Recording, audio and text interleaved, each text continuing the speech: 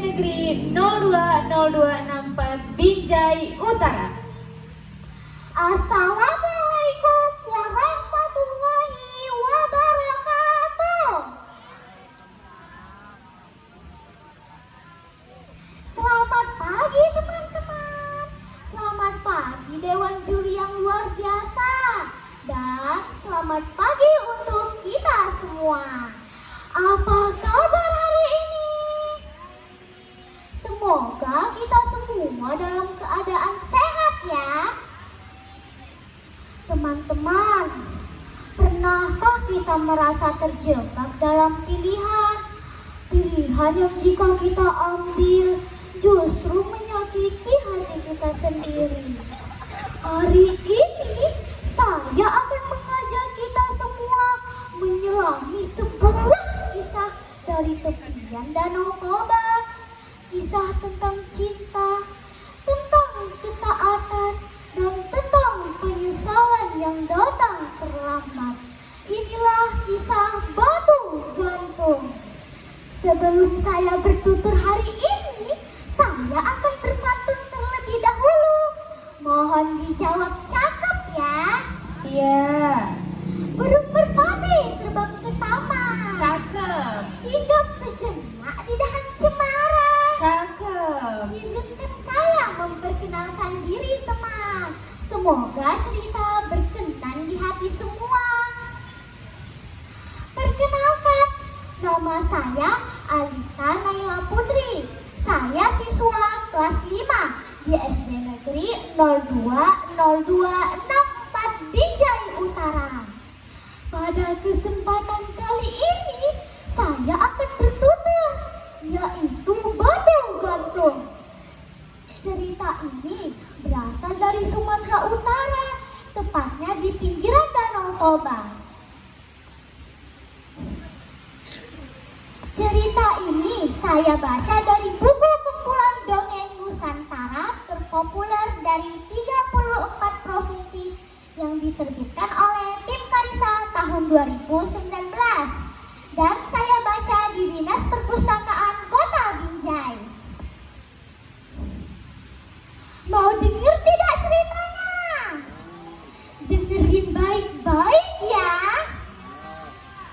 Alkisah di sebuah desa terpencil di pinggiran Danau Toba, hiduplah sepasang suami istri dengan seorang anak perempuan yang cantik jelita bernama Seruni.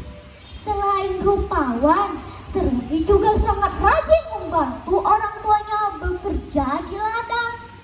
Setiap hari keluarga kecil itu mengerjakan ladang mereka yang berada di tepi Danau Toba, dan hasilnya digunakan untuk mencukupi kebutuhan sehari-hari.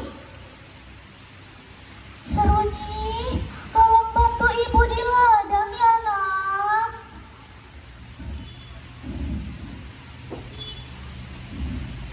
Iya bu, Seruni datang.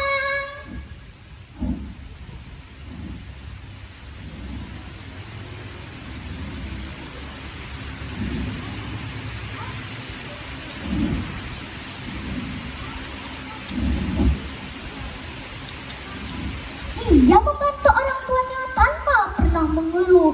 Namun beberapa hari terakhir wajah Seruni tampak murung.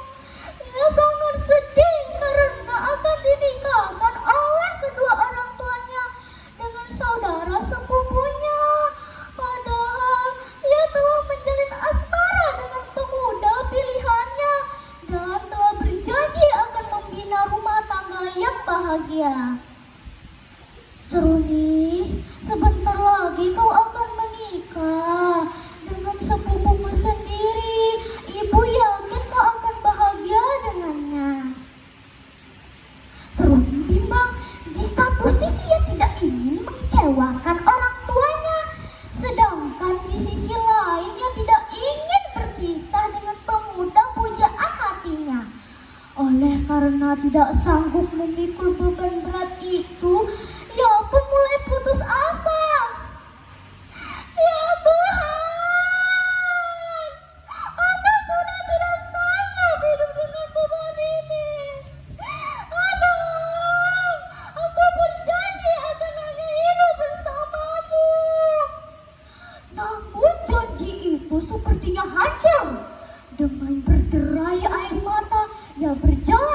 perlahan ke arah Danau Toba.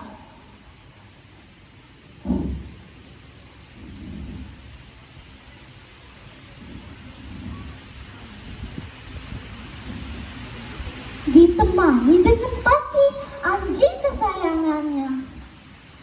Toki, kenapa hidupku seperti ini? Apa ibu tidak tahu bahwa hatiku sudah dimiliki orang lain? Jika aku menolak, aku akan durhaka.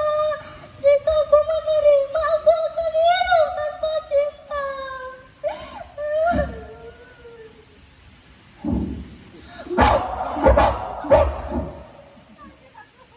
Kau mengerti aku ya, Toki? Air mata Seruni terus mengalir yang berjalan perlahan ke arah Danau Toba.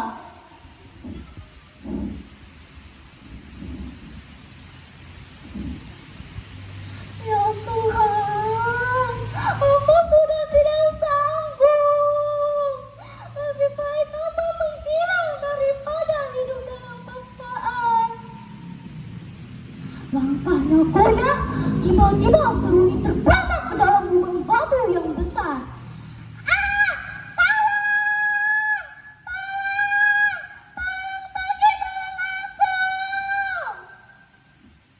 Berulang-ulang kali Seruni meminta tolong, namun si Toki benar-benar tidak mampu menolongnya. Lebih baik aku mati saja daripada hidup dalam paksaan. Dinding batu pun mulai merapat. Dinding cadas itu bergerak semakin mengimpit Seruni. Merapat! Merapat! Merapat batu, merapat! Sementara si Toki yang mengetahui majikan terancam bahaya, ia pun terus menggonggong di mulut lubang. Merasa tidak mampu menolong sang majikan, ia pun segera berlari pulang ke rumah untuk meminta bantuan. Guguk! Guk! Guk! Guk! Guk! Guk! Si Toki terus menggonggong sambil mencakar-cakar tanah untuk memberitahu kepada kedua orang tua itu bahwa Seruni dalam keadaan bahaya.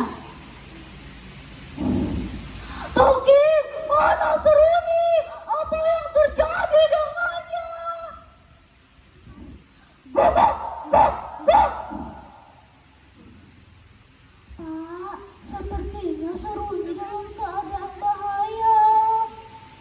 Ibu benar, si Toki mengajak kita untuk mengikutinya. Tapi hari sudah gelap, Pak. Bagaimana kita ke sana? Ibu siapkan obat. Aku akan mencari bantuan ke tetangga. Tak lama kemudian, seluruh tetangga telah berkumpul di halaman rumah ayah Seruni sambil membawa obat. Setelah itu, mereka mengikuti si Toki ke tempat kejadian. Sesampainya di ladang, si Toki langsung menuju ke arah mulut lubang sambil menggonggong untuk memberitahukan kepada kedua orang tua itu bahwa Seruni dalam keadaan bahaya. Kedua orang tua Seruni segera mendekati mulut lubang itu. Alangkah terkejutnya ketika mereka melihat ada lubang batu yang cukup besar di pinggir ladang mereka. Di dalam lubang itu terdengar suara merapat, merapat batu, merapat. Pak Tani itu berusaha menerangi lubang itu dengan obornya. Namun dasar lubang sangat dalam sehingga tidak dapat ditembus oleh cahaya obor. Ayah Seruni semakin khawatir dengan keadaan anaknya. Ia pun memutuskan untuk menyusul Seruni. Bu, pegang obor ini. Ayah mau kemana? Aku mau menyusul Seruni ke dalam lubang. Jangan ayah, berbahaya. Akhirnya ayah Seruni mengurungkan niatnya. Sesaat kemudian terdengar suara gemuruh. Bumi bergoyang dengan dahsyatnya saat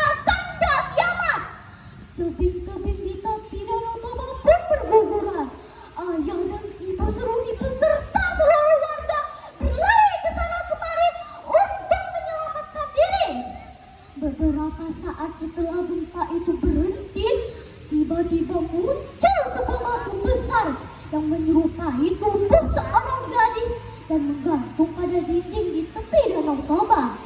Warga yang masyarakat setempat mempercayai bahwa batu itu merupakan penjelmaan seruni yang terhimpit lubang di dalam lubang. Oleh karena mereka, lubang itu pun kemudian diberi nama Parapat. Parapat kini telah menjadi kota kecil, salah satu tujuan wisata yang menarik di Provinsi Sumatera Utara, Indonesia. Teman-teman, kadang orang tua ingin yang terbaik, tapi tanpa mendengar hati anaknya. Dan kadang seorang anak terlalu takut untuk jujur. Jangan biarkan penyesalan datang terlambat. Beranilah berbicara dan belajarlah untuk saling memahami. Karena cinta tidak boleh dipaksakan. Demikian bertutur saya hari ini, dan saya tutup dengan pantun. Pergi ke ladang menanam padi. Padi tumbuh menguning indah. Cakep. Ambillah hikmah dari cerita ini agar hidup menjadi lebih berkah. Burung merpati terbang tinggi. Cakep. Hinggap sejenak di atas dahan. Cakep. Terima kasih telah menyimak cerita ini. Semoga berkesan dan tak terlupakan. Wassalamualaikum warahmatullahi wabarakatuh. Saras, saras, menjual, jual, ahai. Ahoy, terima kasih kepada Alika Naila Putri dari SD Negeri 020264.